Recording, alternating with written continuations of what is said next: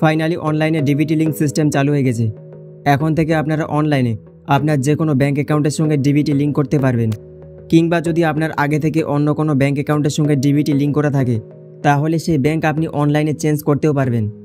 তো এর জন্য আপনারা npci.org.in এই ওয়েবসাইটে ভিজিট করবেন। তারপর কনজিউমার এখানে ক্লিক করবেন। কনজিউমারে ক্লিক করার পর দেখুন ভারত আধার সিডিং এনাবেলার এখানে ক্লিক করবেন। তারপর এখানে আপনার আধার নাম্বার এন্ট্রি করবেন এবং ডিবিটি লিঙ্ক করার জন্য সিডিং এটি সিলেক্ট করবেন। আর যদি আপনার আগে থেকেই ডিবিটি লিঙ্ক করা থাকে এবং আপনি ডিবিটি ডিলিঙ্ক করতে চান তাহলে ডিসিডিং এটি সিলেক্ট করবেন। তারপর যে ব্যাঙ্কে আপনি ডিবিটি লিঙ্ক করতে চাইছেন সেই ব্যাঙ্ক এখান থেকে সিলেক্ট করে নেবেন।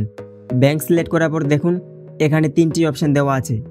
প্রথমটি হচ্ছে ফ্রেশ সিডিং, অর্থাৎ যদি আপনার আগে থেকে কোনো অ্যাকাউন্টের সঙ্গে ডিবিটি লিঙ্ক করা না থাকে তাহলে আপনি এটি সিলেক্ট করবেন। যদি আপনি না জানেন যে আপনার আগে থেকে কোনো অ্যাকাউন্টের সঙ্গে ডিবিটি লিঙ্ক করা আছে কি না, তাহলে এই বিষয়ে আমি একটি ভিডিও লিঙ্ক ডেসক্রিপশনে দিয়ে রেখেছি।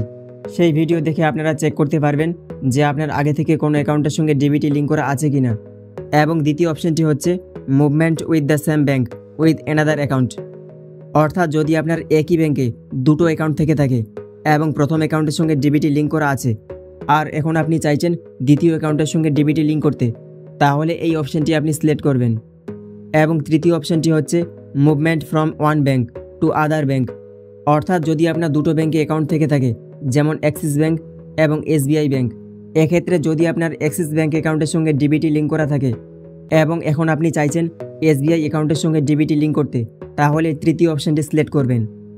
তবে আপনাদের আরও একটি কথা জানিয়ে রাখি, এইভাবে অনলাইনে ডিবিটি লিঙ্ক করার প্রসেসটি রিসেন্টলি চালু হয়েছে, সেই জন্য এখানে সমস্ত ব্যাংকের লিস্ট শো হচ্ছে না, শুধুমাত্র ইন্ডিয়ান ওভারসিজ ব্যাঙ্ক এটি শো হচ্ছে।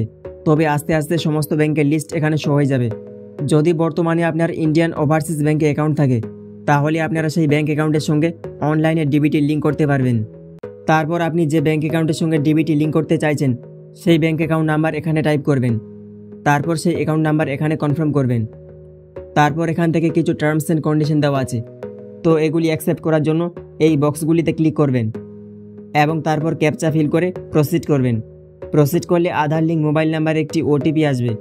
ওটিপি এখানে ফিল করে সাবমিট করলেই আপনার অ্যাকাউন্টের সঙ্গে ডিবিটি লিঙ্ক কিংবা DBT link bank account change হয়ে যাবে। তো এই বিষয়ে আমি একটি ডিটেলসে ভিডিও নিয়ে আসবো যখন সমস্ত ব্যাংকের লিস্ট এখানে চলে আসবে। তো এই ছিল আজকের ইনফরমেশন ভালো লাগলে লাইক করুন এবং কোনো প্রশ্ন থাকলে কমেন্ট করে জানান। আর এরকম গুরুত্বপূর্ণ ইনফরমেশনের জন্য চ্যানেলটিকে সাবস্ক্রাইব করে নোটিফিকেশন বাটন অল করে রাখুন। আর অলরেডি সাবস্ক্রাইব করে থাকলে থ্যাংক ইউ।